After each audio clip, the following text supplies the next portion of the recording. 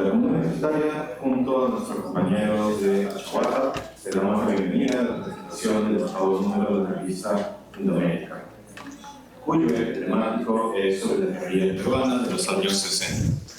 Este número es un resultado de los esfuerzos que observan, es decir, el número de estudios, publicaciones de Achuata, que ya lo vienen editando, como hemos dicho, otros 7 números previos de la revista. En estos números han abordado los temáticos como la presencia de las tradiciones indigenistas, feministas en el país, así como el rastreo de movimientos fascistas en el Perú. Hoy nos convoca el deseo en concreto de recuperar el espíritu de los movimientos revolucionarios de hace ya más de 60 años. Para ello, la revista recoge los testimonios de actores que participaron directamente en estos movimientos, como es el caso de uno de nuestros invitados hoy, el profesor Héctor Vega. La revista, a su vez, ofrece también balances de la experiencia guerrillera llevadas a cabo por los mismos actores ya mencionados, como el profesor Vega, pero también Ricardo Lavera, pero también por investigadores como Jan Lusk o Víctor Vich. Ahora, más sobre el número de poder decir César Cota, director de la revista y inaugurado todavía en Mendes. Desde la comuna, queremos hacer énfasis en la importancia de una publicación como esta en un contexto como el nuestro. Si pensamos en las condiciones materiales a las que respondieron los movimientos guerrilleros, ¿qué tanto ha cambiado hoy en día? Si uno de los problemas fundamentales era, como dijo en su momento Mariátegui, el problema de la tierra, ¿qué podemos decir ahora que vivimos en un nuevo momento de concentración de tierras? Que tras la contrarreforma agraria, bueno, viene desde Morales de Bermuda, pero se agudiza con Fujimori, esto no ha parado de crecer, ¿no? Si otro problema básico era la supeditación de nuestra economía en capital extranjero, pensemos tan solo en el infame Cerro Vasco Corporation, ¿qué podemos decir ahora con el vencimiento de la doctrina Monroe en Estados Unidos? Otro avance del capitalismo, pero ya incluso antes de eso, en los últimos 20, 30 años, la forma misma en que funciona la industria extractiva en el país. Si la representación política era también una cuestión determinante, ¿qué podemos decir ahora, tras haber pasado una década de 10 presidentes, ahora que los candidatos más populares pueden concentrar más alrededor del 15% de votos? Y vemos de nuevo el clima, como hace 5 años, el desprecio por el voto del pueblo. ¿Es este ahora un Perú diferente del Perú de los 60? Tal vez, y esto es lo más triste, la respuesta sea que es diferente en la medida en que pareciera que hemos perdido la fe en la posibilidad de transformación estructural. Y eso, más allá de cómo se llevará a cabo esta transformación, sí por la vía democrática, institucional o por la vía guerrillera revolucionaria, era parte del horizonte del pensamiento político de aquella época. Se trataba, pues, no solo de la sensación vaga, general, de que algo estaba mal en el país, o en el mundo, a decir verdad, sino también de apostar por diagnósticos concretos sobre nuestra realidad, una cierta conciencia, digamos, con Lenin, de qué hacer. ¿Y con qué contamos hoy en día? Pensemos en los términos clave de nuestra ciencia política, esa que tanto se cultiva acá en la universidad. ¿Qué es ese partido, gobernanza criminal, dividencia institucional? ¿Qué es democracia sin partido? ¿Qué es movimientos sin movilizaciones? Y tantos juegos de palabras que en suma no explican nada. Conceptos puramente circulares que solo encapsulan lo mismo que dice la gente en la calle. Que hay mucha corrupción, que el Congreso solo persigue sus propios intereses, que, en fin, las cosas están mal. ¿Qué pobre diagnóstico? Por lo que apostamos desde la comuna universitaria, eso que es lo central que recogemos de experiencia de nuestros compañeros de los 60, es esta capacidad de articular un proyecto de horizonte emancipatorio que parte de la base del diagnóstico de la realidad peruana. Esa es una primera base que consideramos indispensable en cualquier agrupación que se precie de ser socialista. No existe una política basada en las buenas intenciones ni en la mera sensación de malestar frente al mundo que nos rodea. Así, esta actividad no solo se plantea desde la comuna, sino también el CIF, que es el colectivo de investigación latinoamericana de política y socialismo, el cuerpo de investigación de nuestra educación. Nuestro propósito con eventos como este es pensar en la unión indisoluble entre teoría y praxis. O, como para reflexionar acá, sí, la teoría sin práctica es estéril, pero la praxis sin teoría es como andar a ciegas. Pensemos, para acabar esta breve intervención, en la consigna pronunciada: estudiar y luchar es deber estudiantil. No deberes, sino deber. Pensemos en el uso del singular como un llamado de atención. Estudiar y luchar son parte de un mismo continuo, actividades complementarias entre sí. Aquel que realmente entiende su país tiene que hacer algo por él. Ese es el ejemplo que nos dejan nuestros compañeros de los 60s, el ejemplo de, como dice la frase, meter toda nuestra sangre en nuestras ideas. Es el compromiso que hemos de rescatar hoy. Ahora, daré paso a otro de los compañeros de comuna, para que siga. Gracias.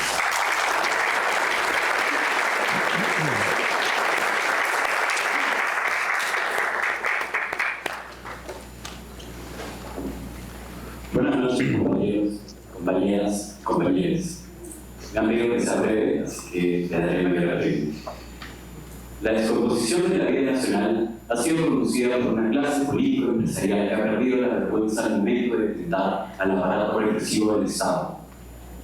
Las familias de las más de 49 víctimas fatales de la represión policial y militar entre el 2022 y 2023 pugnan aún por encontrar justicia, mientras que los asesinos se esmeran por justificar muertes injustificables, por penalizar el régimen de impunidad que resguarda a todos los verdugos e intenta borrar la memoria de las luchas que abanderaron en esos meses.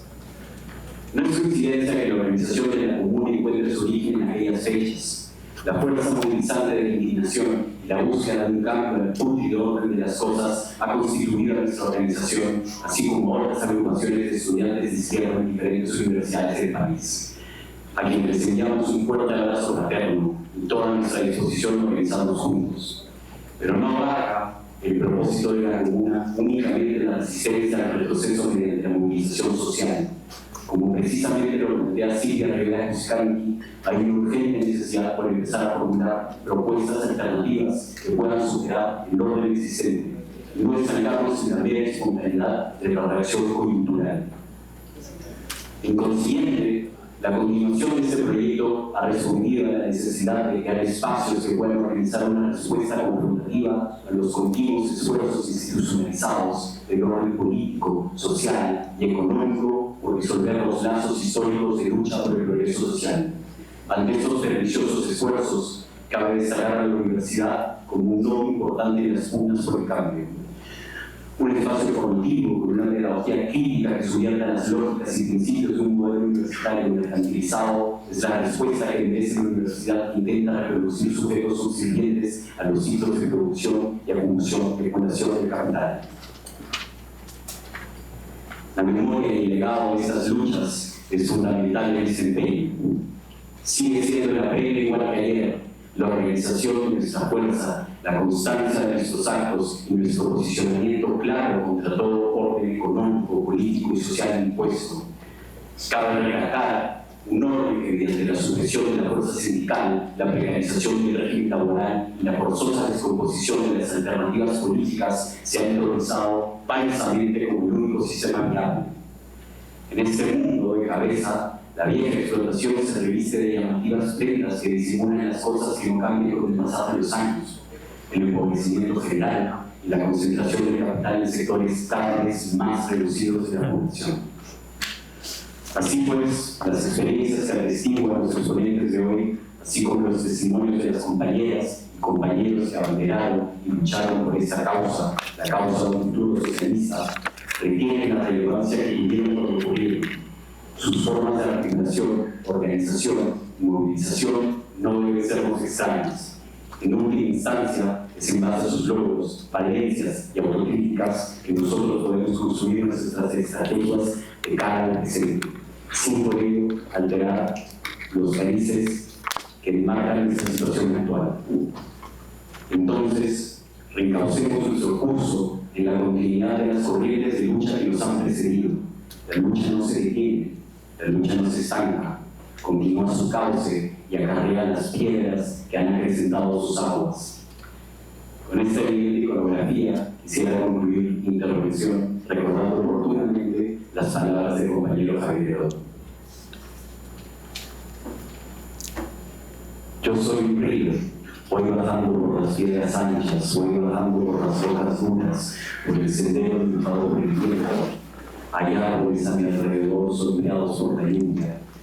Yo soy un río, bajo cada vez más furiosamente, más violentamente, bajo cada vez que un puente me refleje sus arcos. Muchas gracias, compañeros.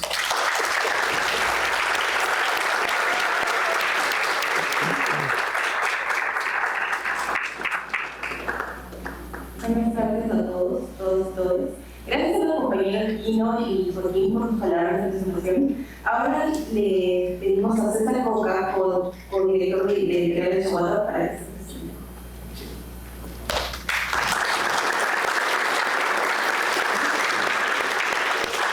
Muchas gracias. En primer lugar quiero agradecer a la comuna esta calurosa bienvenida. Hemos trabajado con la comuna desde el año pasado en eventos con una acogida muy bonita y muy reconfortante para el proyecto de la Chaguata. En segunda instancia quiero agradecer al equipo que conforma Chaguata, Magdalena, a Edita, a Sol, a Flor, equipos pequeños pero que se mueven en diversos espacios de manera recurrente, como seguramente algunos de ustedes reconocerán. En tercera instancia quiero agradecer la presencia de Gianfranco Casuso, Grecia Calderón, Héctor Reja, evidentemente, y hacer una mención especial a Ricardo Badea, que nos iba a acompañar el día de hoy, pero que tiene un problema con la voz y no puede hablar. También quiero agradecer la aceptación de última instancia de Ian Las, con quien también hemos trabajado de manera cercana. Quiero mencionar, antes de dar inicio a esta presentación del octavo número de la revista Indoamérica dedicada a las guerrillas de los años 60, mencionando además a quienes participaron de ese número. Han mencionado los compañeros ya algunos referentes, pero quiero agregar, por ejemplo, a Raúl Álvarez Espinosa, a Víctor Aguirre, al propio Héctor Reja, a Micaela Bernabé Durán, a Natalie Durán, a Enrique Fernández Chapón, Gadea, Jan Las, José Carlos Medina, Rodrigo Palau, Carlos Rivera y Víctor Vich. Todas esas personas colaboraron en esta entrega que salió en diciembre del año pasado, que significa una evolución de la revista que ha sido destinada a trabajar determinadas corrientes del pensamiento peruano desde el anarquismo hasta el feminismo de las primeras décadas del siglo pasado. Entonces, quiero hacer esa mención. Quiero además comentar un poco la propuesta de Chaguata, que es una propuesta que escapa de ser solo una editorial que publica libros, guarda esa redundancia evidente. Desde hace algunas semanas, Chaguata cuenta con un espacio físico y desde hace algunos días inaugurado lo que vendría a ser, como parte de esa complementación del proyecto, un centro de estudios dedicado una vez más a fomentar la presencia de estudiantes, de trabajadores, de trabajadoras, de personas de diversos perfiles interesadas en participar. Y hemos iniciado el día de hoy una bonita convocatoria de casi 50 personas inscritas en el primer curso popular dedicado a las universidades populares González de Prada. Y en las próximas horas daremos inicio a la convocatoria a un segundo curso dedicado a los 100 años de Amaura. La idea de la propuesta finalmente es estabilizar un poco una manera antilosada de lo que significa un proyecto editorial, hacer un proyecto de envergadura un poco más comprometida con nuestra realidad, la transformación. Compañeros han mencionado muy bien la situación brevemente política del país y creemos que la intervención la podemos hacer cada una de nosotras desde determinada trinchera. En el caso de Chaguata, la trinchera es esa. Tenemos 5 años, hemos publicado casi 90 títulos, que es una cifra abismal para una editorial, y yo insisto en esto, que no recibió en estos años ni un solo sol del Estado en la publicación.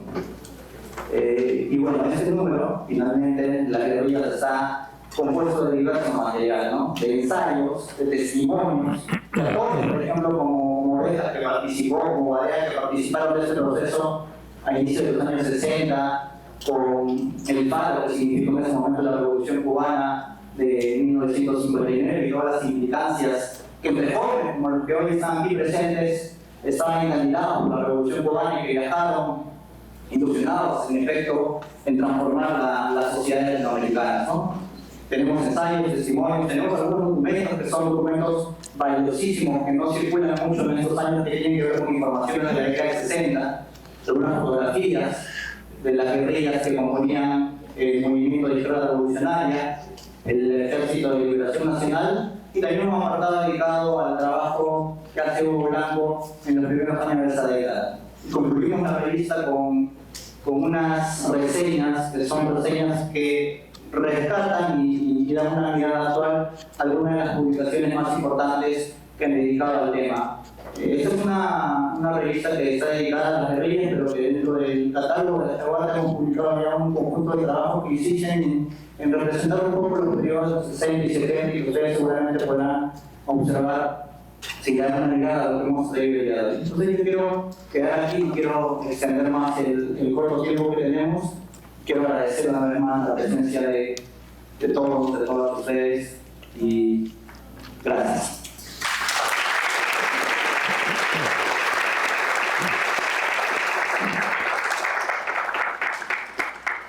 Gracias, César, y a todos nuestros compañeros presentes. Les recordamos que al final de esta jornada tenemos 2 revistas entre el público asistente registrado. Ahora nos traemos a la mesa de los panelistas invitados. Tenemos a Grecia Calderón, licenciada de Historia por la PUC y militante cooperativa social de la Educación Popular de Caracol.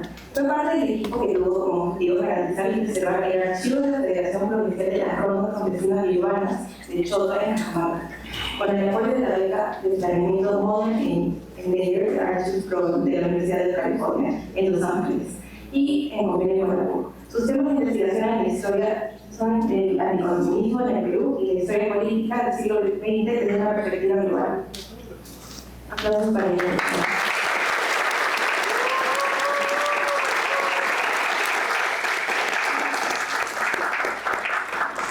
Lamentablemente, por motivos de salud, Ricardo Adrián no ha podido asistir, por lo que en su reemplazo participará el profesor Jan Bus, quien además de ser uno de los autores publicados en la revista que estamos presentando el día de hoy. Él es doctor en estudios de desarrollo de la Universidad Autónoma de Zacatecas, México, magíster en economía y en la Universidad de Amsterdam. Es autor de la lucha revolucionaria en Perú, un trabajo sobre la historia de la lucha revolucionaria en Perú en la década de los 60, Capitalism, la Revolution en Perú, un libro que analiza las relaciones políticas, económicas y sociales por las cuales la izquierda socialista peruana no ha podido realizar su proyecto de transformación revolucionaria. También tenemos a Héctor Beja, doctor de Sociología, abogado y escritor, premio de ensayo Casa de las Américas. A mediados de los años 60 fue parte del Ejército de Liberación Nacional. Una vez iniciado, tuvo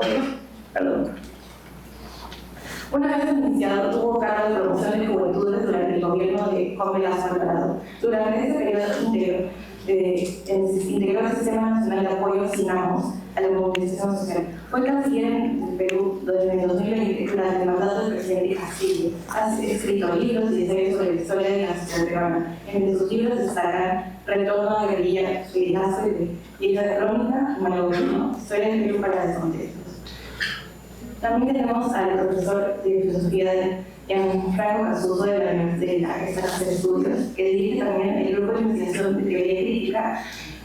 Su trabajo como docente en Iniciativa 60 en la filosofía política y social, la filosofía de la economía, las teorías de la democracia y la filosofía moderna, especialmente el idealismo alemán. Actualmente investiga temas de propiedad, de activismo con pasado colonial, así como temas sobre informalidad económica, popular y social.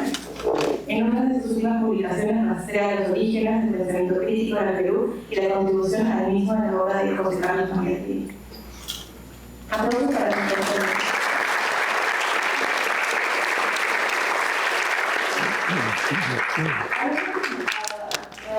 Cada ponente contará con un minuto de 20 minutos para sus respectivas exposiciones.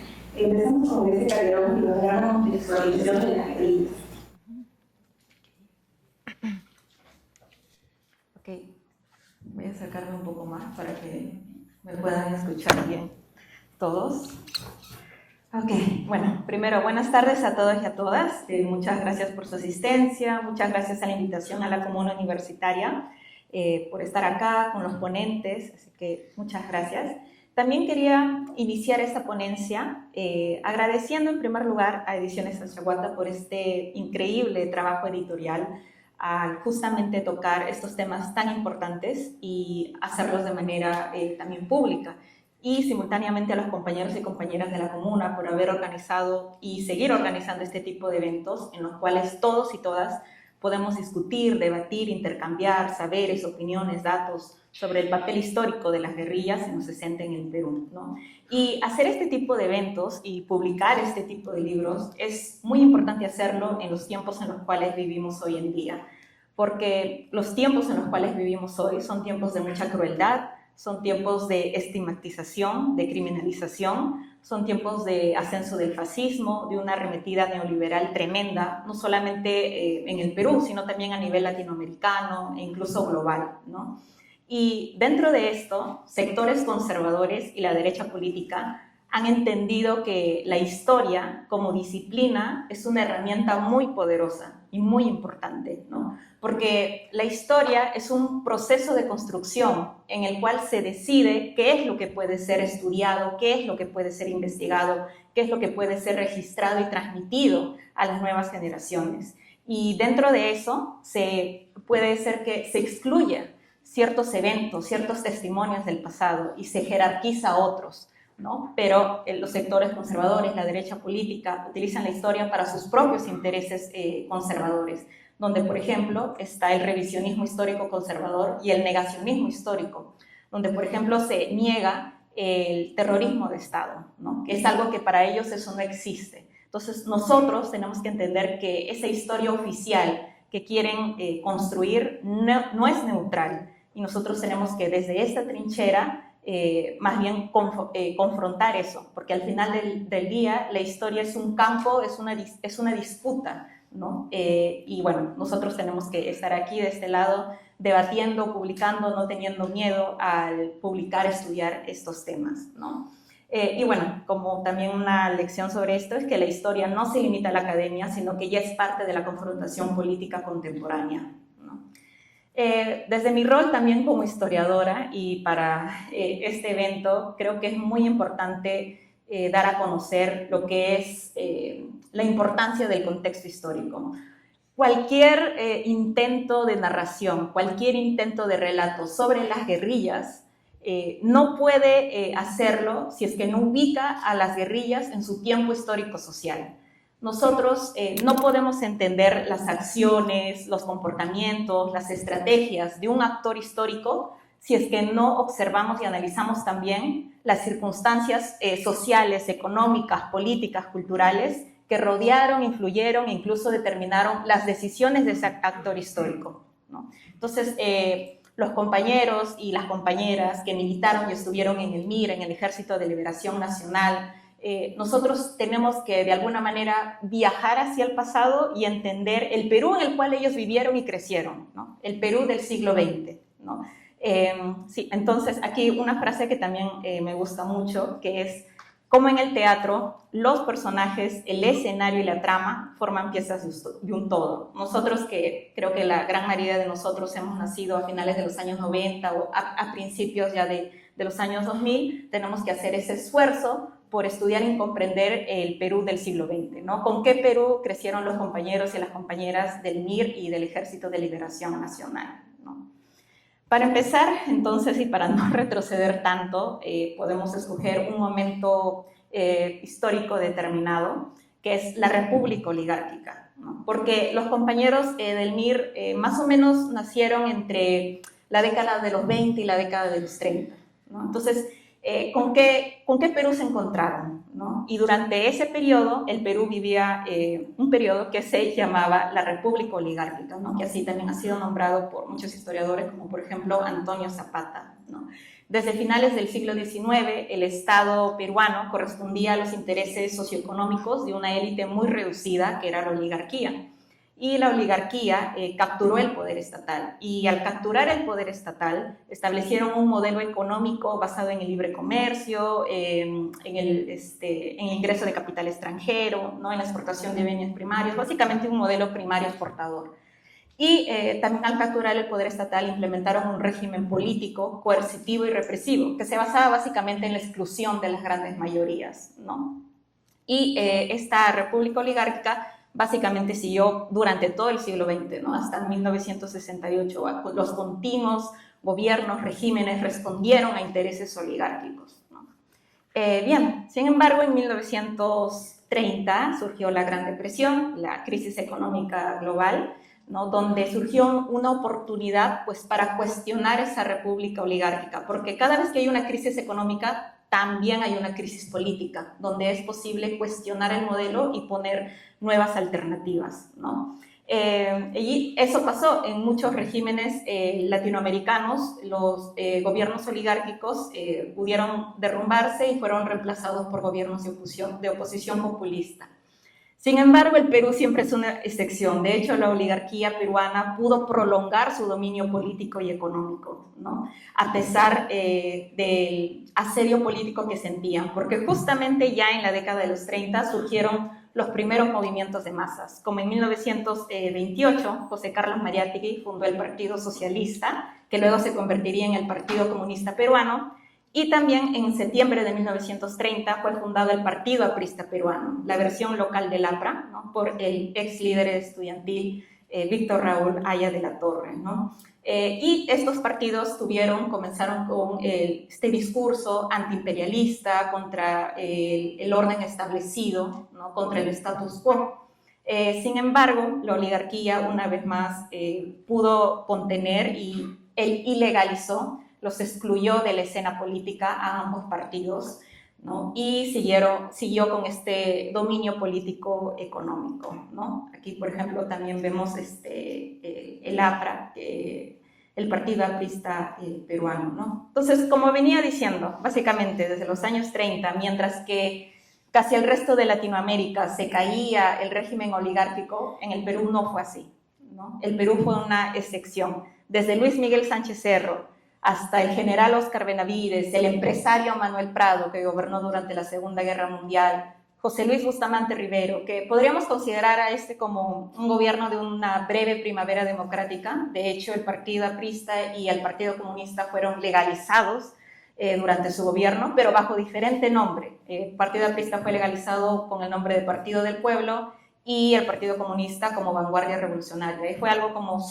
una democracia formal, superficial, ¿no? Pero duró breve, solo 3 años, ya que sucedió el golpe de Estado del general Manuel Odría con alianza de las Fuerzas Armadas y de la élite empresarial contra el gobierno de Bustamante Rivero. Y de hecho, Odría llamó a su golpe de Estado y a su régimen como la Revolución Restauradora, lo cual significaba regresar a los lineamientos tradicionales, económicos y políticos que los anteriores gobiernos mantuvieron, ¿no? Entonces, regresar otra vez al régimen oligárquico, a la república oligárquica, ¿no? Así llegamos entonces hasta el año 1956, donde es un punto de inflexión para la historia del Perú, ya que se da el pacto oligárquico, el pacto entre el APRA y el empresario Manuel Prado, que fue el expresidente que gobernó durante la Segunda Guerra Mundial, y este era su segundo gobierno gracias a la alianza con el APRA, ¿no? Para muchos, esta alianza del APRA con la oligarquía era la última señal del viraje y la traición del APRA. El APRA siempre ha tenido pues esta historia de como esta tensión entre las bases, digamos, y la dirección, que básicamente era casi ocupada por Haya de la Torre, ¿no? Donde muchos de las bases, muchos de los militantes del APRA cuestionaban ya la orientación política del APRA, desde Magda Portal, Serafín del Mar, Luis Heisen, varios militantes apristas, ¿no? Que cuestionaban la dirección política del APRA y cuestionaban ya estos virajes derechistas de este partido, ¿no? Pero que esto ya fue como, digamos, lo que derramó el vaso, ¿no? Ricardo Gadea, por ejemplo, confiesa en sus memorias que los militantes jóvenes del APRA calificaron la convivencia como una maniobra oportunista del sector de Haya de la Torre que copaba la dirección del partido.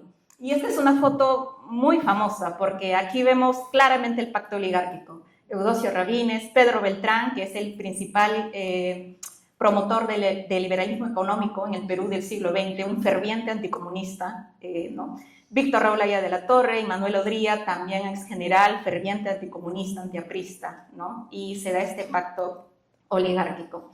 Entonces, ya los jóvenes militantes de esa época ya tenían este desencanto con el APRA, ¿no? Que ese discurso antiimperialista que aparentemente ese partido tenía no lo estaba cumpliendo, ¿no? Y junto con ello vino, como ya el compañero César también lo mencionó, la Revolución Cubana en el año 1959, que despertó la curiosidad y la esperanza de muchos jóvenes latinoamericanos por creer que una revolución sí era posible en Latinoamérica, ¿no? El compañero Héctor Béjar también menciona que la Revolución Cubana fue una erupción que significó un verdadero terremoto entre la juventud. Ahora bien, la Revolución Cubana sí es muy importante, ¿no? Y se da especialmente en un periodo donde está la Guerra Fría entre Estados Unidos y la Unión Soviética. Pero también es importante lo que pasa en el resto del mundo. Tenemos un proceso de descolonización que está pasando en África, en Asia, contra los poderes imperiales europeos, contra el imperialismo europeo. Tenemos a Vietnam, tenemos a Argelia. Por ejemplo, Guillermo Lobatón, el compañero del MIR, estuvo en Alemania, estuvo en Francia y fue confundido con un argelino y fue deportado a prisión, ¿no? Y de hecho el nombre de Ejército de Liberación Nacional tuvo inspiración en el nombre de Ejército de Liberación Nacional de Argelia, ¿no? Entonces, esta no se trataba solamente de una solidaridad internacional, sino se trataba de ver estos procesos que sucedían en el resto del mundo y servían como una inspiración para poner en práctica realmente la liberación nacional en el país, ¿no? Y en este caso en el Perú. Entonces, junto con todo este panorama nacional y este panorama internacional, se fundó el APRA Rebelde, donde estaba el compañero del MIR, Luis de la Puente Uceda, ¿no? Él fue parte del APRA Rebelde. Sin embargo, como ya el partido del APRA, pues completamente derechizado con este pacto oligárquico, los expulsaron a Luis de la Puente Uceda y a otros compañeros del MIR. Y aquí tenemos una portada que los compañeros del APRA Rebelde publicaron, que justamente dice APRA Rebelde, Reforma Agraria, Tierra para los Campesinos, Partido de los Trabajadores, ¿no? En ese momento también estaba lo que se estaba dando en los procesos de toma de tierras, con Hugo Blanco en la Convención Cusco, ¿no? Entonces todo eso ayudó a que estos compañeros realmente creyeran en otra forma de, digamos, militar en el partido aprista. Pero ya, conforme pasan 3 años más, en 1962, estos compañeros se dieron cuenta que ya se trataba de romper en realidad con el APRA, ¿no? Y es así que en una convención de activistas en Chiclayo, entre el 2 y 13 de marzo de 1962, se decidió cambiar el nombre de APRA Rebelde oficialmente a Movimiento de Izquierda Revolucionaria, el MIR, donde se rompe definitivamente con el APRA para tomar un camino independiente revolucionario contra el Estado oligárquico peruano. Y en ese mismo año también se funda el Ejército de Liberación Nacional, ¿no? Donde tenemos al compañero Javier Geró, Edgardo Tello, el compañero Juan Carlos Chan, ¿no? Se dan estos dos movimientos, el MIR y el ELN. Llegamos entonces al año 1963, donde Belaúnde es elegido y también donde hay una hegemonía parlamentaria y este pacto entre el APRA y la Unión Nacional Odrista, que básicamente también es otra vez como este pacto oligárquico. Y como ven aquí, por ejemplo, hay un boletín de esa época del APRA, donde se trata de advertir, ¿no? De no permitas que a tus hijos los manden a Cuba para traerlos a morir en Madre de Dios, ¿no? Y ahí se ve la foto de Fidel Castro, ¿no? De Hugo Blanco, ¿no? Entonces, el APRA ya en ese momento era fervientemente anticomunista. En realidad, en mi opinión, siempre lo ha sido, pero digamos que ya a este punto claramente se ve también evidencias, ¿no? Sí, entonces, mi rol como historiadora en este evento, esta ponencia, es dar el contexto histórico, ¿no? Es muy importante para mí que los detalles y los testimonios sigan presentes con los compañeros que están actualmente ¿no? en esta mesa. Bueno, lamentablemente no Ricardo Gadea, pero sí el compañero Héctor Béjar. Y una vez más, no podemos juzgar, no podemos estudiar a las guerrillas si es que no comprendemos cuál fue el Perú en que ellos crecieron. Esto no es a detalle, el tiempo es muy corto también, sé que han pasado más cosas, tanto a nivel nacional, a nivel internacional, pero sí es necesario tener este panorama estructural, ¿no? De cómo el Perú en esa época era una república oligárquica, ya luego el debate sigue si es que lo sigue siendo, pero al menos eso está claro, ¿no? Un país con mucha desigualdad, un país en realidad que necesitaba un cambio y que era posible y que la inspiración del cambio venía no solamente de lo que pasaba a nivel nacional, sino también de la solidaridad internacional, ¿no? Y creo que también es importante las lecciones y aprendizajes luego que dejan las guerrillas para el mundo de hoy, ¿no? Las interpretaciones también de acuerdo a lo que cada uno, lo que cada una puede tener. Y yo en este caso he cogido 3 lecciones para los tiempos actuales en los cuales vivimos. Así como mencioné que el contexto histórico es muy importante, también tiene relación a que no podemos ver a las guerrillas y observar a las guerrillas como un mito congelado, ya que todo modelo mito congelado frena el pensamiento y la acción, ¿no? Lo que los compañeros y compañeras del MIR, del Ejército de Liberación Nacional quisieron, pero no se pudo, que son los posibles no realizados, reclaman un acto de inspiración en el tiempo ahora. Nosotros también tenemos que comprender cuál es el Perú que nos ha tocado ver, si es que hay continuidades con ese Perú del siglo XX, o si es que hay algunas ciertas rupturas. De todas maneras no es igual, pero tenemos que estudiar cómo ha evolucionado la historia de nuestro país, a nivel económico, a nivel político, a nivel cultural, social, ¿no? Una segunda lección, como Héctor Béjar dice, era un momento en que era inevitable actuar por transformar el mundo, ¿no? Con todo lo que estaba pasando. Y creo que hoy en día tenemos suficientes razones para tratar de cambiar lo que existe, ¿no? En medio de tanta represión, terruqueo, criminalización, muertes, estamos en medio de un régimen en el cual pues, no nos representa, ¿no? Y finalmente también, desde mi rol como historiadora, yo invito a hacer y elaborar una historia crítica, ¿no? De nuestro país, ¿no?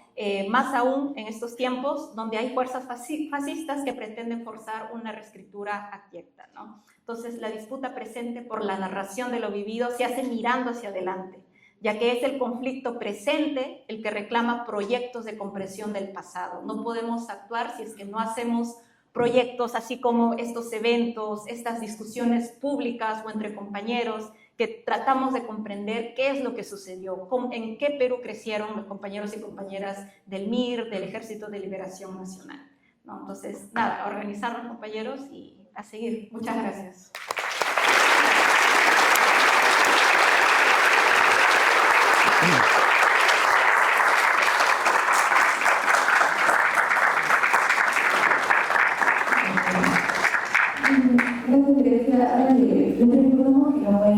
Dentro de la auditorio, por favor. Vamos a tener fotitos y traer un like, así que no se preocupen. Le doy clase al profesor Gianfranco Casuso.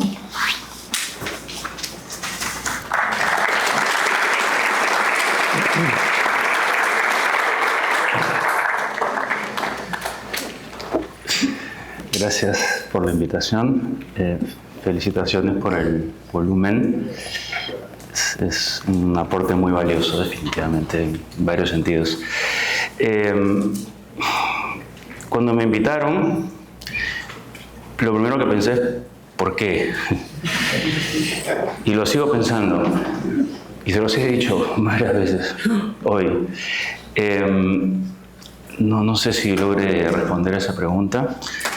En todo caso, intenté varias veces preparar algo articulado para hablar con ustedes y tras varios intentos no lo conseguí. Así que lo que voy a presentar ahora es posiblemente lo más desarticulado que he presentado en mi vida. Y creo que está bien que sea así, porque el tema creo que lo amerita o llama a que sea así. Los estaba escuchando las presentaciones de los compañera de la comuna, gran iniciativa, y la presentación de la colega, y me venían algunas ideas que he tratado de juntar con otras con las que ya vine. Lo primero es el tema de las circunstancias. La compañera mencionó en más de una ocasión en su presentación que había que considerar el rol y el contexto de surgimiento y desarrollo de las guerrillas en el Perú, tomando en cuenta sus circunstancias. Y no entendí bien a qué se refería. Tengo dos posibles lecturas sobre eso. Lo primero es la vía quizás más conservadora, y es lo que fue válido en el pasado y según ciertas circunstancias ya no lo ves más. Por lo tanto, conviene tomar vías distintas a las de algún tipo de lucha, no necesariamente política o democrática. Y la otra posible forma de leer eso es las circunstancias cambian, pero hay algo que continúa constante. Y esa segunda respuesta me gusta más.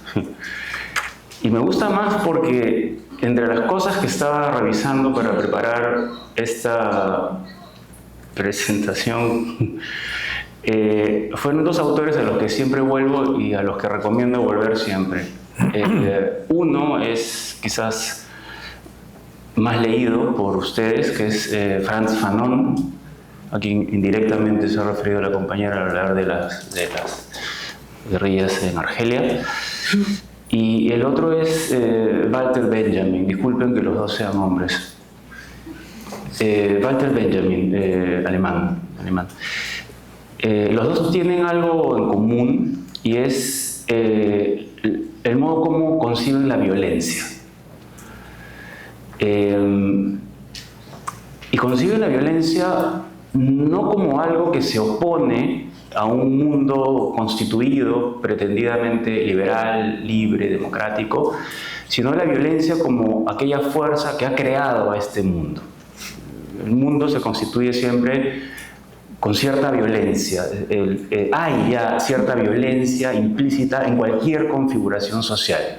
La cultura implica violencia porque al crear el mundo, al crear ciertos valores, al crear ciertas instituciones, normas, etcétera, históricamente, obviamente, excluyes muchas otras. Y hay muchas cosas que no consideras y que tienes que, para crear al mundo en determinada dirección, tienes que imponer cierto punto de vista, con lo cual estás ejerciendo violencia, de alguna forma.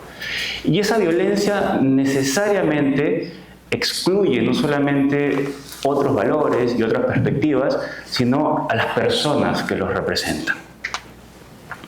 Toda configuración del mundo es cualquiera, siempre esencialmente producto de alguna forma de violencia ontológica, ¿ok?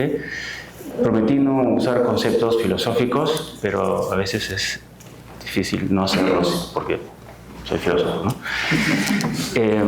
Cierta violencia ontológica, cierta violencia constitutiva, cierta violencia fundamental. Entonces, tal como conciben Fanon, Benjamin y otros a la lucha revolucionaria, toda lucha revolucionaria siempre es una lucha en contra de la violencia. O sea, la violencia no está en el lado de la lucha, también, pero es como una fuerza que se contrapone a un tipo de violencia que ya está presente en la sociedad. ¿Bien? Entonces, si vemos esa constante en la lucha revolucionaria, ahí las circunstancias no son lo que finalmente determina si es o no vigente, si ya es algo del pasado o si debemos retomar esas ideas. Porque la violencia es algo que va a permanecer. Por lo tanto, oponerse a la violencia como un choque de fuerzas es algo que también permanece y de alguna manera es inherente también a la historia y a las sociedades. Esa es una primera idea que tenía. Lo dije como afirmación, pero en realidad es una pregunta, ¿ya? Es una gran pregunta que me gustaría discutir con ustedes después. Esto me lleva a una segunda cuestión que también voy a formular como pregunta, y es ¿qué es lo que se opone a la violencia? Entonces, tal como solemos entenderla. Normalmente, y desde la filosofía, otra vez, suele decirse que a la violencia se opone el poder. Que poder no es violencia y violencia no es poder. Podemos hablar de poder político, y está bien, pero violencia política está mal, ¿no? Esa distinción se popularizó gracias o por culpa de Hannah Arendt. La culpo directamente de ella, porque no es una distinción que sea legítima, no es una distinción tramposa, ¿no? Porque de alguna manera equipara a la política con algo constitutivo, positivo, armónico, comunicativo, y la política no solo es eso, ¿no? La política también es lucha. La política también es organización social, es movimientos sociales, es luchar contra una violencia endémica. y presente en la sociedad, como dije hace un momento. Entonces, la segunda cuestión que planteo ¿es legítima esa oposición? Oposición que finalmente, claro, desacredita y excluye a la violencia como medio de acción política, ¿no? Y si la respuesta a mi primera pregunta es positiva, por el lado de que no debería excluirse, entonces la respuesta a la segunda pregunta también lo será, ¿no? Pero en fin, eso será para discutir más adelante.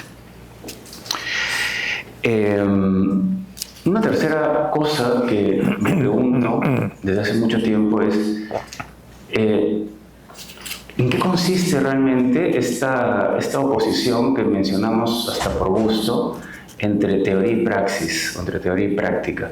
Decimos mucho, de hecho Gino lo dijo también hace un ratito, que se trata de combinar la praxis con la teoría, ¿no? Ya, sí, pero ¿qué significa eso realmente? En otras palabras, ¿qué teoría o qué es teoría? ¿Qué es teorizar? ¿Qué es pensar? ¿Qué es reflexionar? ¿Y qué es actuar? ¿O qué tipo de praxis es la que debemos combinar con qué tipo de reflexión teórica, ¿no? Es una pregunta difícil, a pesar de que parece ser sencilla. Yo no sé la respuesta, quizás ustedes, pero cuando conversemos me dirán qué opinan. Porque, a ver, esta podría ser una conferencia de filosofía, pero habría 4 personas, para empezar, no 120.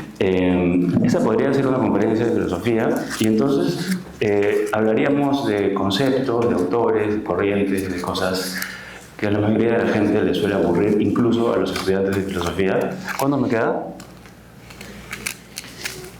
¿Ah? ¿Cuándo me queda de tiempo? No, de tiempo decía así, ¿no? ¿Ah? ¿Tengo?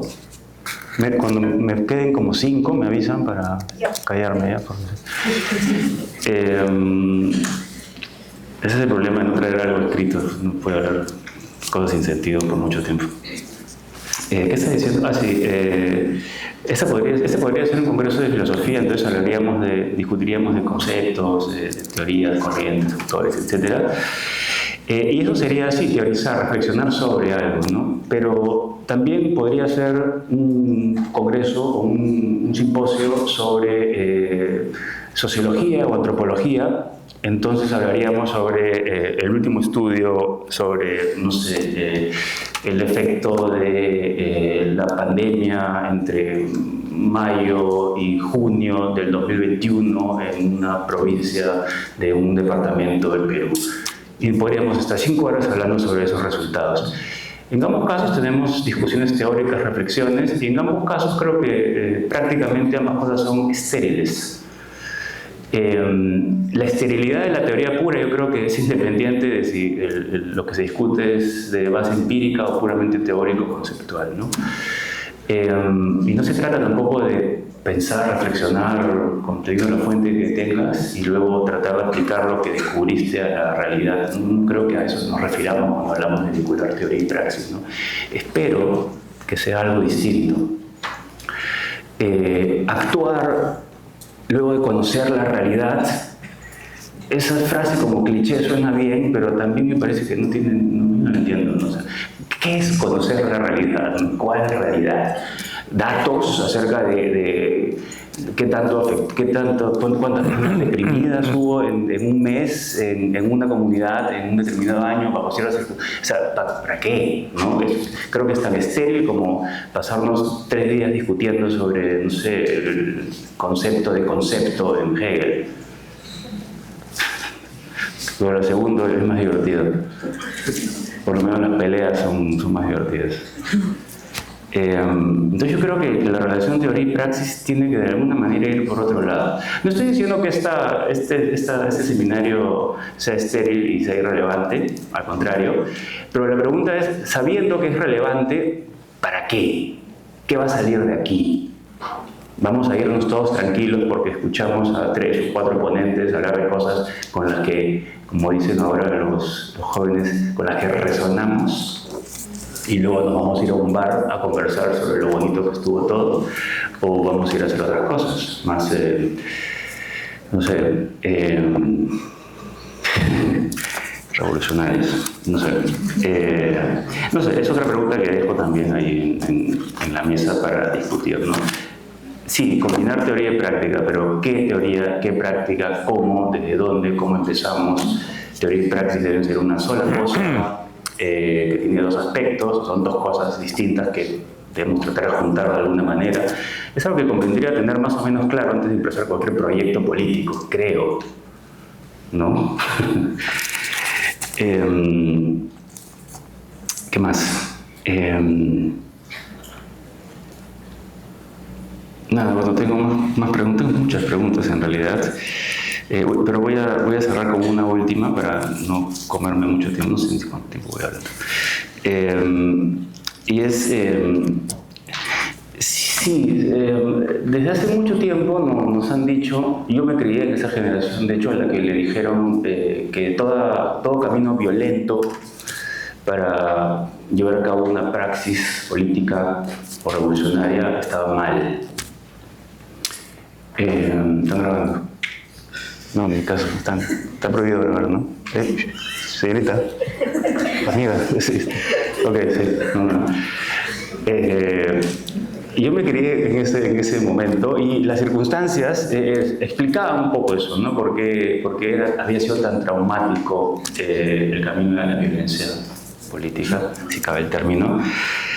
Pero habría que repensar nuevamente qué cosa debemos entender por violencia, qué cosa fue lo que inspiró los movimientos, las guerrillas del 60, 65, y por qué hemos asumido y aceptado tan irreflexivamente que ese no es el camino, ¿no? ¿Cuál sí es el camino, en todo caso, ¿no? Las elecciones. Confiar en la ONU, en la OTAN, confiar en los grandes poderes globales, democráticos pretendidamente. ¿Cuál es el camino? ¿No? Esa creo que es la gran pregunta, cuya respuesta yo evidentemente no tengo y ustedes supongo que tampoco, porque si la tuvieran no estarían aquí, estarían haciendo algo, ¿no? En ese camino de algo revolucionario, creo decimos. En fin, nada, dejo estas 4 cosas planteadas y nada, ya conversaremos luego. Gracias y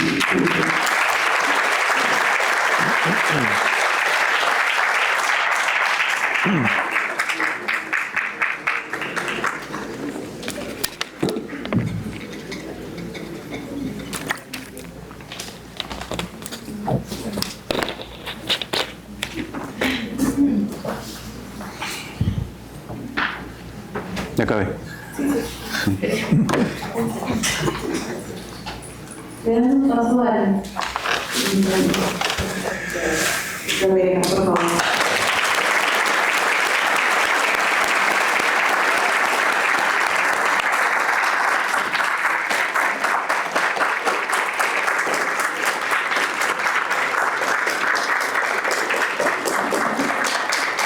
¿Qué tal?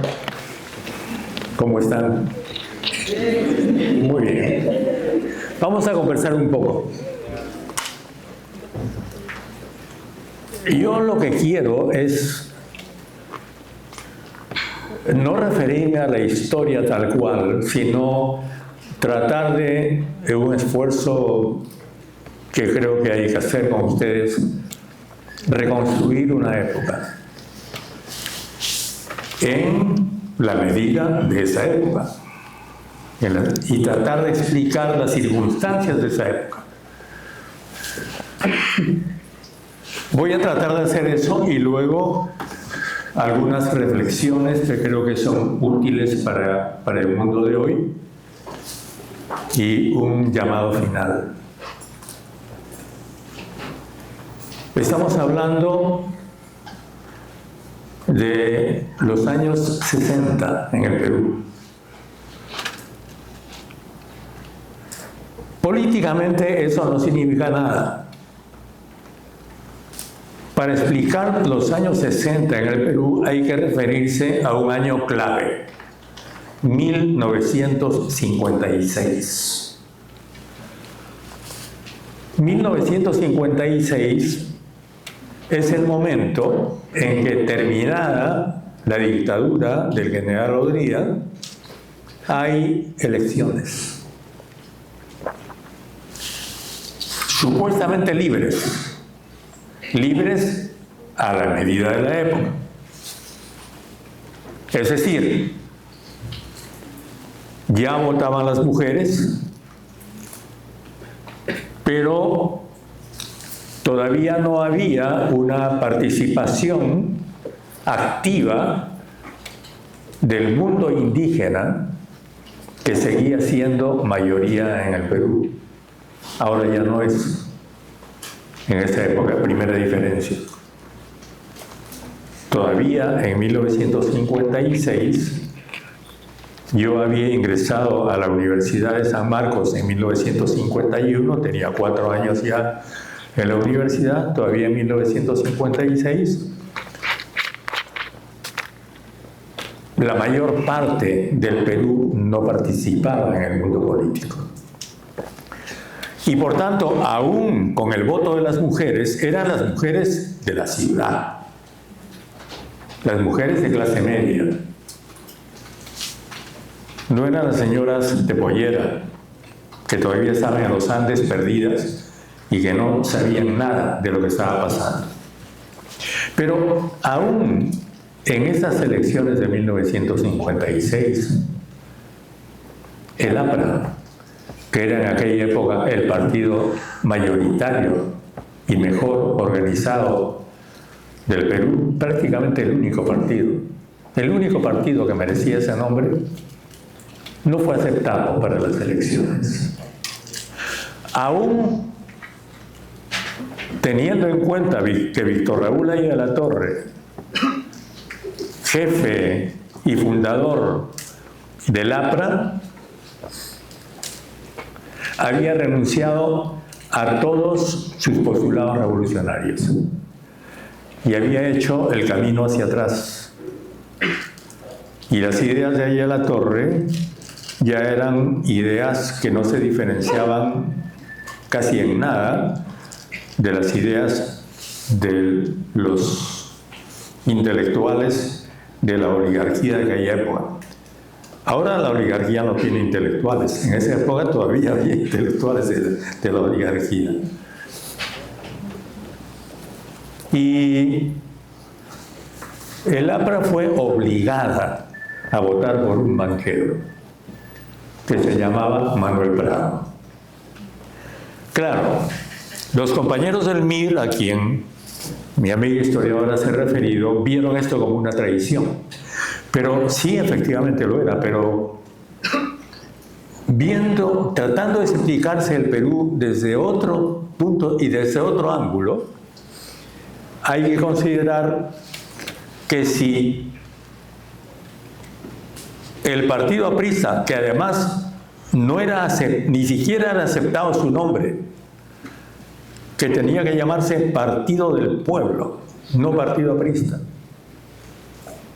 aún así no podía tener candidato propio. En las elecciones algunas de las elecciones más democráticas que había tenido el Perú en sus 200 años de historia republicana, tenían que votar por un banquero. Y antes de las elecciones del 56, todavía con decenas de militantes en las cárceles, que es otro elemento que hay que tener muy en cuenta, con decenas de militantes en las cárceles. Algunos de ellos salieron con amnistía después de las elecciones. Presos por la Ley de Seguridad Interior, que era una ley especial. Bueno, y entonces salió electo Manuel Prado.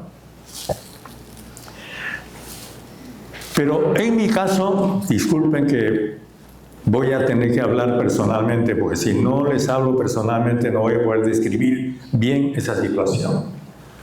Yo, mi padre como mucha gente de la época, mi padre que era artista, había sido aprista, por supuesto. Pero yo no era. Es decir, a mis 18 años, yo por supuesto ya no era aprista, yo era comunista. Comunista. Y había ingresado al Partido Comunista. Pero resulta que el Partido Comunista estaba prohibido constitucionalmente. Estaba prohibido en la Constitución, artículo 53.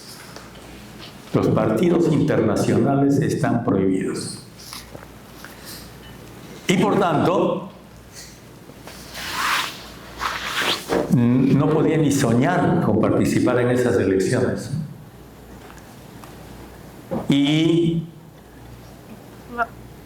habíamos pasado los chicos de aquella época unos largos meses imprimiendo periódicos clandestinos, porque si te pillaban con un periódico ibas a la cárcel por un tiempo indefinido, como se acostumbraba en esa época.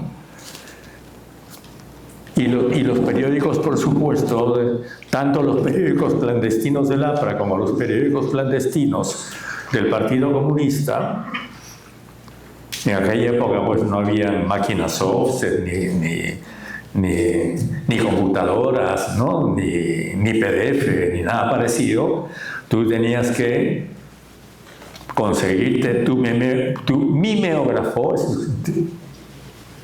a mano, ¿no? Picar un stencil y conseguirte un cuartito clandestino por ahí, y ahí a escondidas hacer tu periódico. Pero si te pillan con un mimeógrafo, tener un mimeógrafo era el crimen más terrible que podías tener. Y bueno, les estoy dando puntos rápidos, no quiero hacer un cuento demasiado largo, simplemente para que se den cuenta de lo que era en ese momento la democracia de 1956. La democracia. Bueno, empieza esta democracia y hay un acuerdo, que eso sí lo ha mencionado mi amiga, de la convivencia, ¿no? Entre el partido aprista, obligado por las circunstancias, y los bancos. Porque en aquella época la derecha no tenía partido, no había un partido de derecha. No tenían necesidad. Entonces, ¿convivencia con quién? Pues con el Banco Popular, que era el partido político del señor Prado. Bueno, pero esto sucedía en el microclima, el micromundo, que era el mundo político de Lima. En el Perú empezaron a suceder cosas bastante sorprendentes. Retornar a una supuesta legalidad y a un supuesto o real régimen democrático determinó que el APRA, que tenía bases populares en el norte del país, especialmente los trabajadores agrícolas, los braceros de las empresas azucareras, tuviese que, para mantener su base social, atender esos reclamos. Esos reclamos eran en parte salariales y tenían que ver también con el régimen de vida. Porque cada una de estas haciendas azucareras que había en el norte era un país aparte. Algunas tenían su propia moneda.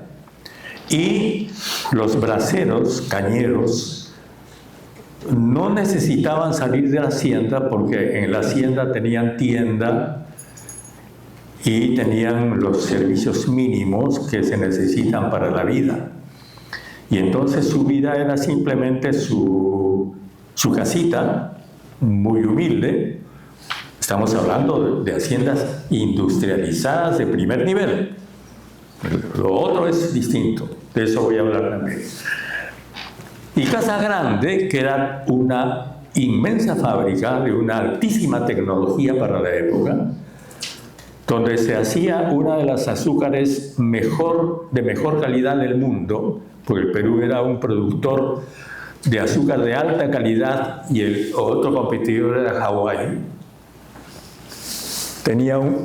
La fábrica tenía un cartel arriba que decía: reza, trabaja y calla. Entonces, yo me río de esto porque ahora nos podemos reír, pero en aquella época era bastante desagradable, por decirlo menos. Y eso era el norte. Y en el centro tenías la Cerro de Pasco Copper Corporation, que era una empresa minera que desde la época de Mariátegui, desde los años 30, estaba envenenando el aire y el agua del precioso valle del centro, el Valle del Mantaro. Ese lugar estaba lleno de comunidades campesinas, pero cuando, y aquí regreso hasta San Martín, cuando San Martín, falto ya de fondos, 1821-22, envía a 2 de sus hombres de confianza a Inglaterra para pedirle a los ingleses un préstamo de $1 millón o 2 millones, que finalmente sí se lo dieron, pero que ya lo recibió Río Agüero, ya no San Martín. Lo primero que hicieron los enviados a San Martín fue averiguar con los ingleses cómo podían vender el Cerro de Pasco. En aquella época se decía el Cerro de Pasco, porque el Cerro de Pasco se esperaba que fuera un cerro tan rico como el Cerro de Potosí. El Cerro de Potosí era el cerro más rico del mundo, lleno de plata, y se esperaba que el Cerro de Pasco sea lo mismo. Pero no se les ocurrió que la nueva república que San Martín estaba fundando podía encargarse de eso. No, tenían que ser los ingleses y había que vendérselo.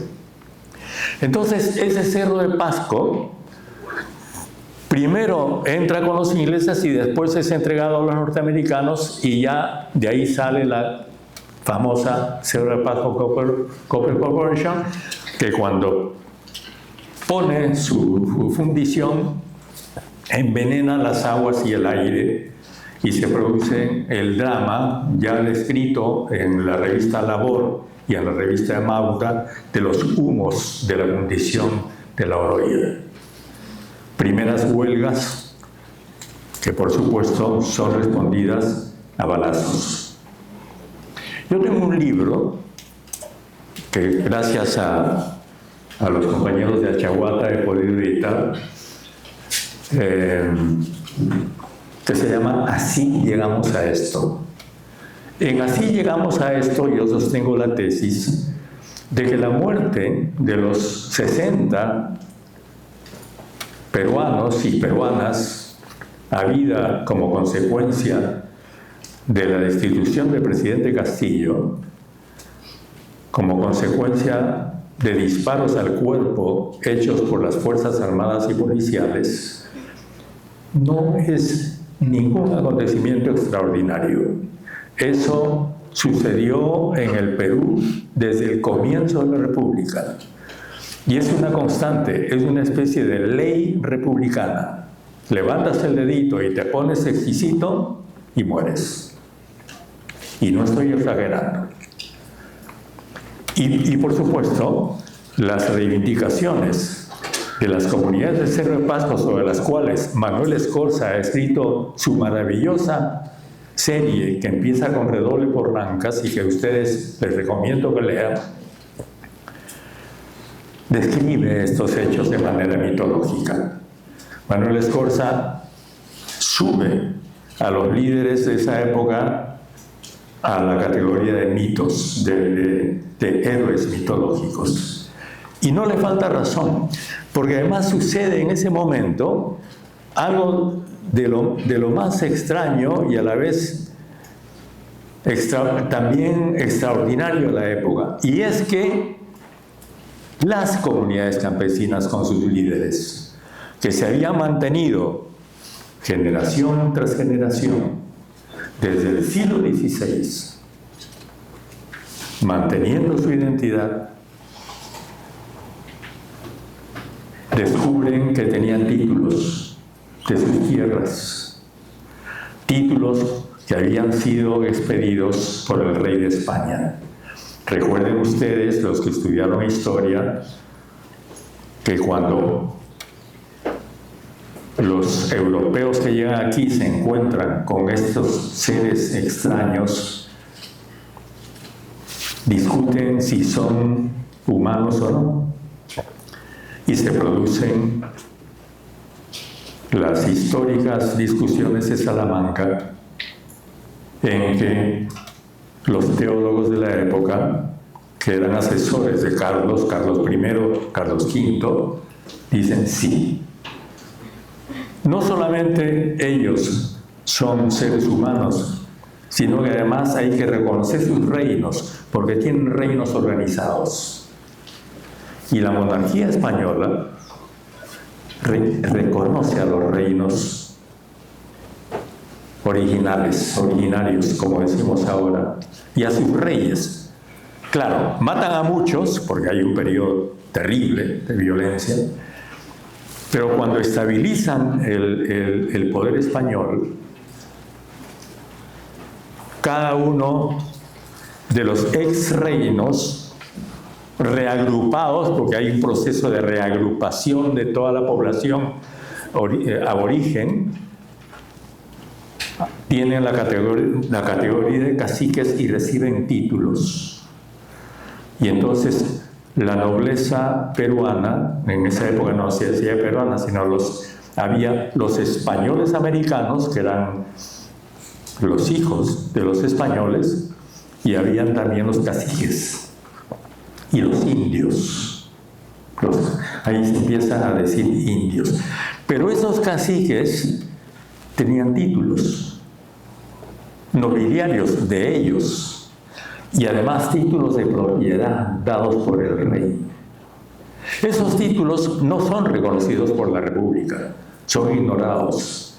Y en 1956, por eso les digo que es un año clave para entender lo que pasa en esa época. En 1956,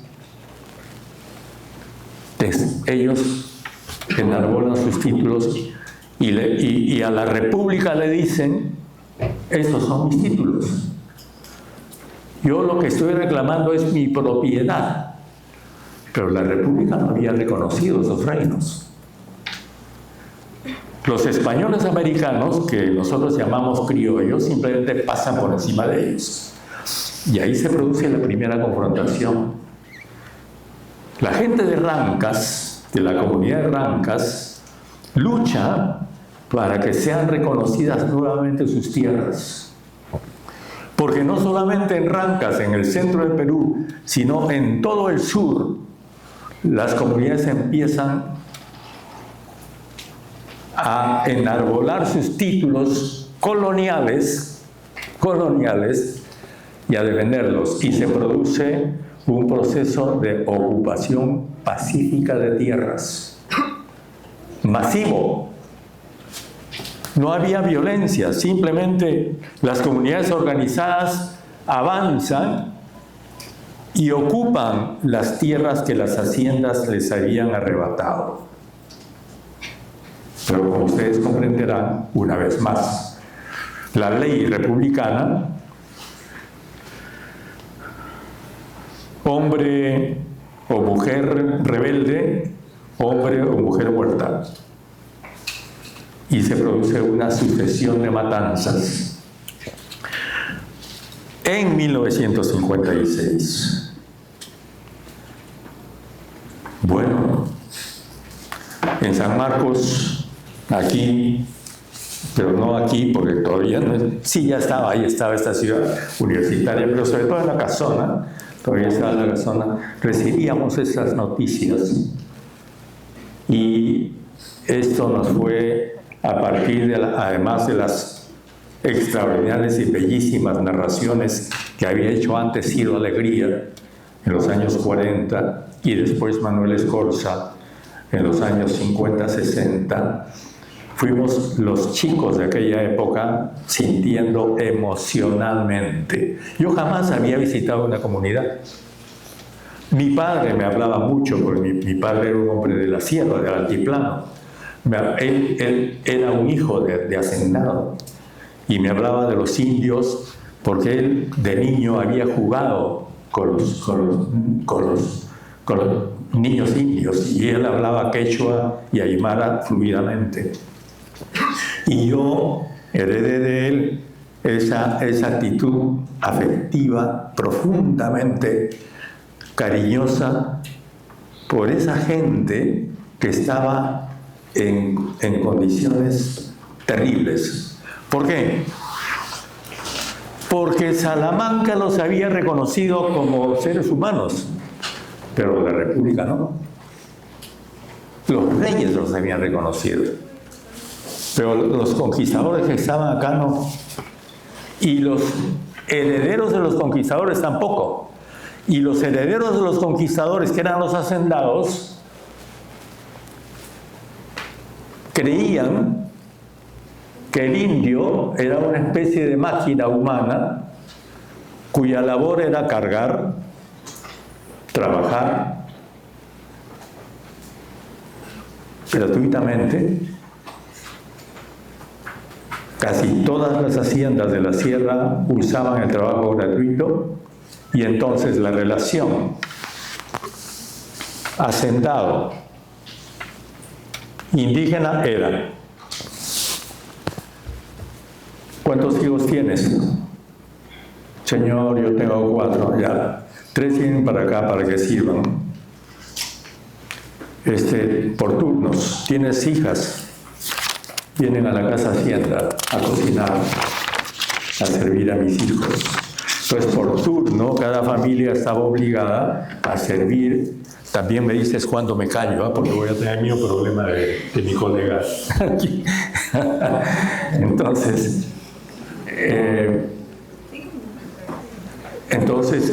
tenían la obligación, como pongos, de estar en la casa del patrón.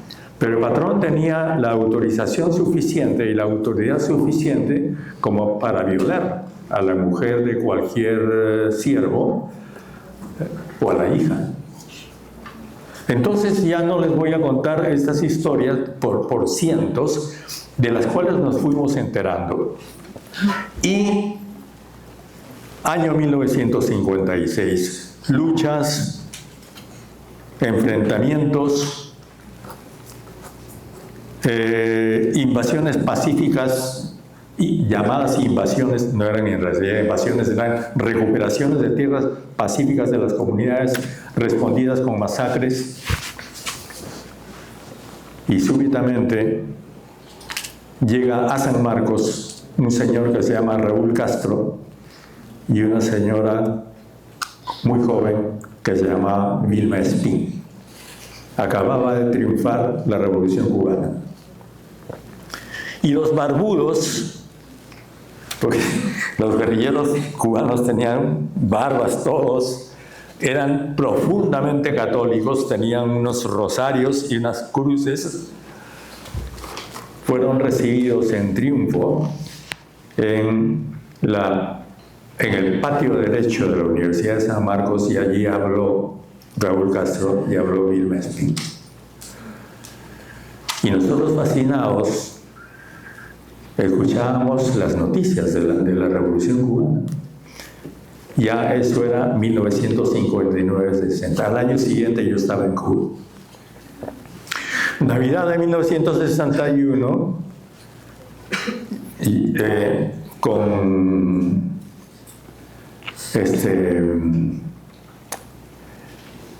con varios compañeros, llegamos a La Habana, y La Habana era una fiesta. Y yo quiero detenerme en esto, porque ojalá que ustedes alguna vez, chicos, chicas, vean lo que es una revolución. Yo lo vi. Una revolución es una fiesta, una gran fiesta, en que por primera vez descubres que eres ser humano y en que la gente se abraza, se sienten libres, ¿no? Y con Lobatón, con Guillermo Lobatón, pasamos una noche inolvidable, que fue la noche del Año Nuevo de 1961 para 1962, en que toda La Habana era una fiesta revolucionaria. Tú podías caminar por La Habana y entrabas a cualquier cuartel y te recibían los soldados rebeldes. No había grados, eran solamente los soldados rebeldes y los comandantes. ¿Y tú de dónde vienes? Yo soy latinoamericano. Ven, cuéntanos de tu país, cuéntanos. Y entonces hablabas y ellos te hablaban también. Y en los restaurantes los meseros te decían: no me des propina, yo soy igual que tú. Y la gente, ¿no?, leía en voz alta los editoriales del periódico Revolución, que era el periódico de la Revolución, y todo el mundo estaba de verde olivo. Todos habían estado en la guerrilla. Por supuesto, era una mentira, porque no. Pero todos decían: yo estuve, yo hice, yo, mira, todos te hacían el cuento, todos te contaban. Era una felicidad indescriptible, irreproducible. Supongo que la Revolución Rusa de 1917 y la Revolución Alemana de 1917, que dio lugar a la República de Weimar, hayan sido parecidas. Si alguna vez van ustedes a Alemania, vayan a Weimar. Y en los museos van a encontrar cómo fue esto, traducido en arte, en música, en pintura. Fue una explosión de sentimiento, de inteligencia, de emoción. Bueno, y así nacimos como Ejército de Liberación Nacional. Un septiembre de 1962, con Javier. Yo era el mayor. Guillermo y yo, Lobatón y yo, éramos los mayores. Los chicos tenían 18 años, 20 años. Javier tenía 21 años. Y, disculpen, éramos, pero muy cultos. No quiero exagerar. Javier era mucho más culto que yo, muchísimo más culto, en literatura. Pero yo era mucho más culto que él en política, entonces por eso nos hicimos muy amigos, porque intercambiábamos conocimientos. Entonces, la revolución para nosotros no era una cosa de que tomas un arma y disparas, no, de ninguna manera. Era una cosa de emoción, de cultura y de creación de un mundo a la medida del mundo en que estábamos viendo. Porque ese mundo que estamos viendo en Cuba era el mundo en que la gente libremente salía. Cuando había que cortar caña, iban a cortar caña, a pesar de que mucha gente no sabía cortar. ¿no? Compartían las tareas conjuntas y todo era de todos. Todo era de todos. Transporte. Bueno, entonces, ya vamos a cumplir las reglas, Acabo entonces. Eso es irreproducible. Y entonces, lo que vino después, lo pueden leer ustedes en la historia. Lo que vino después fue que eso dio lugar a una serie de movimientos. Estuvo el MIR, estuvimos nosotros, el Ejército de Liberación Nacional. Simplemente para terminar, yo quiero decir que no veamos esto, dos cosas, ¿eh? No veamos esto como una relación simplemente Cuba-Perú. No, de ninguna manera. Esto fue un movimiento mundial, porque cosas parecidas estaban pasando en todo el mundo. En África se estaba produciendo la revolución anticolonial. China acababa de pasar por una larga revolución. Estamos hablando de 1961-62. Desde el 49 estaba China.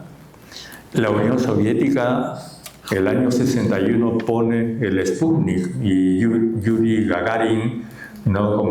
como un triunfo tecnológico para la época. Entonces, había internacionalmente una sensación también de liberación de los pueblos que habían estado oprimidos por el colonialismo y al mismo tiempo el surgimiento de algunos países que empezaban a rivalizar tecnológicamente y económicamente con los imperios tradicionales que habían sido muy afectados, el imperio colonial francés, el imperio británico que ya se deshizo y el que quedaba era el imperio norteamericano. Entonces resultó que nuestra confrontación fue con el imperio norteamericano hasta hoy día. Y finalmente yo quiero dedicar mis últimas palabras a Cuba. Cuba fue la gran ilusión, fue la gran emoción, fue la música, fue la pintura, fue el arte, fue la libertad. Y Cuba sobrevivió, está sobreviviendo. Casi ya va para un siglo. Pero esta historia, de una historia de felicidad, de libertad, se fue convirtiendo en una historia trágica, porque Cuba tuvo la mala suerte de ser un país muy pequeñito y estar al frente del grandazo. Y entre el grandazo y el pequeñito, el grandazo se dio el ingenio, si es que se puede hablar que tenga ingenio, para asfixiar al pequeño, y ahora lo están asfixiando. Yo vine aquí, preferí venir aquí porque yo tenía que estar en este momento, aniversario de Playa Girón, de la primera victoria latinoamericana sobre el imperio norteamericano. Tenía que estar en un homenaje para ellos, pero dije que entre estar con gente que ya sabe las cosas, que a quienes lo que yo les pueda decir va a ser una repetición de lo que ellos ya escucharon, y a quienes no tengo que convencer porque ya están convencidos, prefiero ir a hablar y a explicar frente a un público nuevo, joven, como ustedes, y a decirles, por favor, no olvidemos a Cuba. No por razones políticas. Yo no vengo aquí a hablar como comunista, que lo soy, ni como izquierdista. Yo vengo a hablar como latinoamericano. Los latinoamericanos por dignidad. No podemos dejar que Cuba muera asfixiada. El pueblo cubano es un pueblo mártir. Cuba es una revolución mártir. Entonces, yo quiero terminar mis palabras con un fervoroso llamado a no olvidar a Cuba y al mismo tiempo rendir homenaje a mis compañeros y a mis compañeras que fueron respondidos con la misma ley maldita que es la ley republicana. Si protestas, te mato. Chicos, chicas, muchos cadáveres dejamos en el camino. Y yo quiero dedicar estos minutos últimos a recordarlos y a decirles, ustedes viven, están aquí con nosotros. Nosotros vivimos por ustedes y para ustedes, porque sabemos que ustedes vivieron con nosotros por la justicia y por la libertad. Gracias.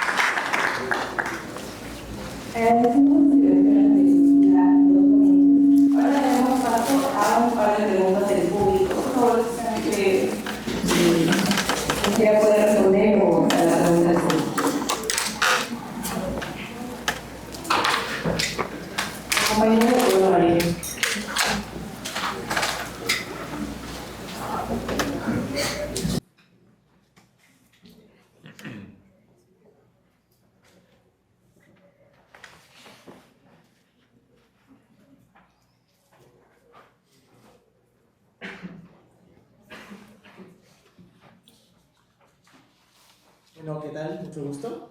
Mi nombre es Ariel, mucho gusto ser Oveja, mucho gusto Gianfranco Causo. Agradezco mucho estar en este evento en el cual estamos discutiendo y estamos haciendo un análisis, ¿no? Cómo fueron los eventos que se dieron durante la Revolución Cubana del 60 y también ahora el devenir que es ahorita, que es el peligro que hay de la caída de Cuba y también cómo nos encontramos ahora, ¿no? Cómo nos encontramos más abandonados, más desarticulados y también es necesario recordarnos que hubo un momento en la historia donde un pueblo se luchó por reconocer su dignidad, reconocer su libertad y fundirse con el infinito, ¿no? Que fue Cuba. Y entender también entenderle por qué se desarticuló, ¿no?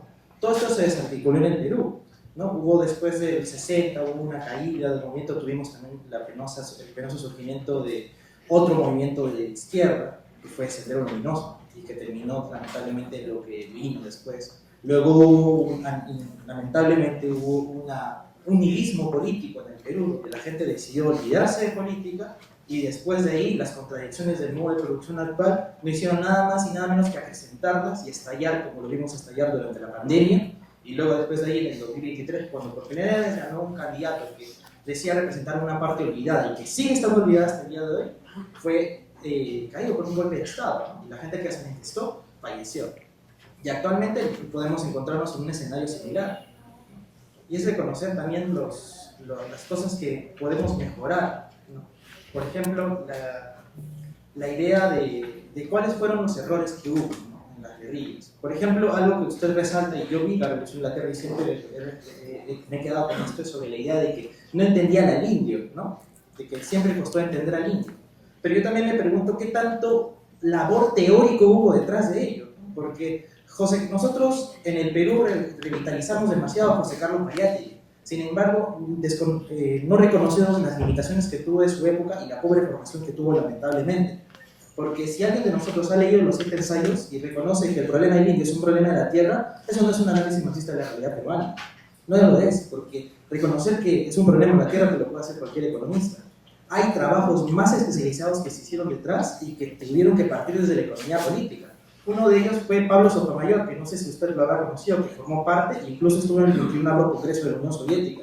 Compartió y vio cómo estuvo en Verkhovska y ya.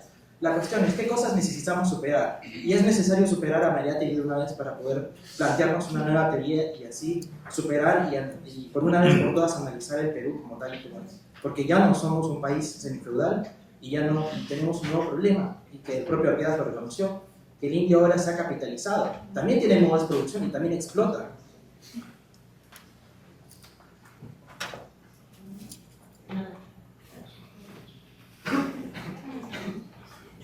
¿Respondo? ¿O espero? Pero por supuesto, desde luego. Carlos Marx se reía cuando le hablaban de marxismo. Y yo creo que tenemos todo el derecho de reírnos de los mariateguistas. Y Mariátegui lo haría, sin faltar el respeto a nadie que pretenda hacerlo. ¿Por qué? Porque cada persona, cada pensamiento tiene su momento. Y en el caso de Mariátegui hay, creo, una especie de, ¿cómo te puedo decir? Una especie de tronco en el pensamiento, en el árbol del pensamiento de Mariátegui que está vigente, y hay una serie de ramas que ya no. Entonces, creo que la realidad de cada momento te va a enseñar, y para eso están las ciencias sociales, y para eso está la psicología, tienes una serie de instrumentos para entender los movimientos que tiene, el movimiento que tiene cada sociedad. Los indios, que Luis E. Valcárcel dijo en el famoso, en su famoso libro, ¿no? Tempestad en los Andes, algún día bajarán los indios y solamente necesitan su Lenin. Ya bajaron, ya están acá. Los tenemos. Y ahora son fuertes. La gente que vino de Puno vino con sus propios medios en las grandes manifestaciones que siguieron a la destitución de Castillo, con sus buses, con sus camiones, con sus dirigentes. Nosotros todavía, en mi generación, fuimos indigenistas, ¿no? Hablamos por ellos, ahora ellos pueden hablar por sí mismos y lo están haciendo. Lo están haciendo. Y hay una burguesía nueva en el Perú, una burguesía chola, a la que tenemos que reconocer y yo no voy a decir a la que tenemos que estudiar, porque no deben ser objeto de estudio, sino con los cuales tenemos que dialogar, porque son iguales a nosotros. Y yo creo que allí con todo, y por supuesto no son santos ni son buenos, son buenos y malos al mismo tiempo, porque toda realidad lo es, toda realidad social lo es. Y tenemos, lo importante es que tenemos un país que tiene una riqueza popular fenomenal, multitudinaria, y un poder popular que no aparece en las elecciones, porque son dos países distintos, el país de las elecciones y el país de las luchas sociales. Las comunidades aymaras, quechuas, amazónicas, tienen sus profesionales, ya pasaron, sus dirigentes ya pasaron por la universidad, ya manejan los códigos que antes no podían manejar, los códigos de nuestra civilización, entre comillas, criolla. Entonces, creo que ese diálogo de verdad, no el diálogo de los políticos, que me disculpen, ese diálogo de verdad entre el Perú que va muriendo y el Perú que nace, es la clave para el futuro del Perú. Pero ya, esas son otras historias y le agradezco su observación.